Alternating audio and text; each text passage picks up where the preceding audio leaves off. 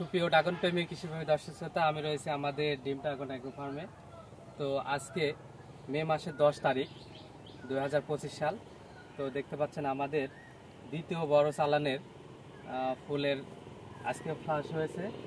তো গত 3 দিন ধরে ফ্লাশ হচ্ছে, তার মধ্যে গতকাল এবং তার আগের দিন এই 2 দিন সবচেয়ে বেশি ফ্লাশ হয়েছে। আজকেও আছে, মোটামুটি আছে। তো এখন হচ্ছে আমাদের ডিম ড্রাগন অ্যাগ্রো ফার্মে দর্শক দেখুন যে আমাদের এই যে ফুলগুলো আজ 2-3 দিন ধরে ফ্লাশ হচ্ছে, অর্থাৎ ফুটতেছে, পাশাপাশি যে ফলগুলো সেট আছে। এদিকে একটু দেখায় দর্শক, আসুন। যে এই যে দেখুন, এই যে ফুল, যে ফলগুলো দেখতে পাচ্ছেন এই সেট আছে।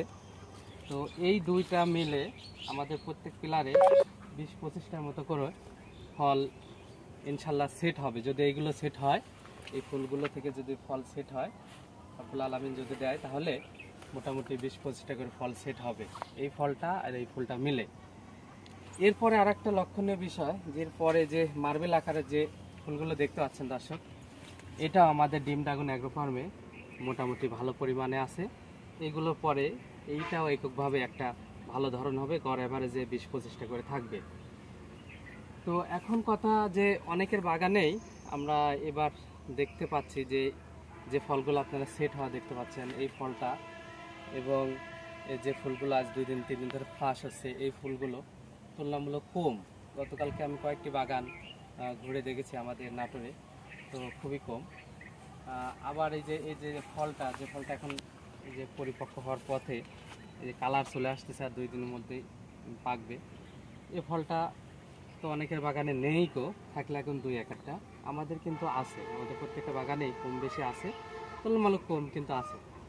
কিন্তু আমাদের এই ধরনগুলো বেশি, এই যে ফল সেট হয়েছে আর হচ্ছে এই যে ফুলগুলো ফাঁস হচ্ছে, এই কিন্তু বেশি।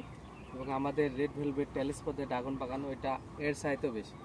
তা আলহামদুলিল্লাহ এই বাগানটাও আমাদের খুব ভালো অবস্থায় আছে। দর্শক আপনারা দেখতে পাচ্ছেন, আমি আপনাদেরকে দেখাবো এই ভিডিওর মাধ্যমে। আমি ব্যাক পাশ থেকে আপনাদেরকে আরও দেখাবো যে কি অবস্থা বাগানের।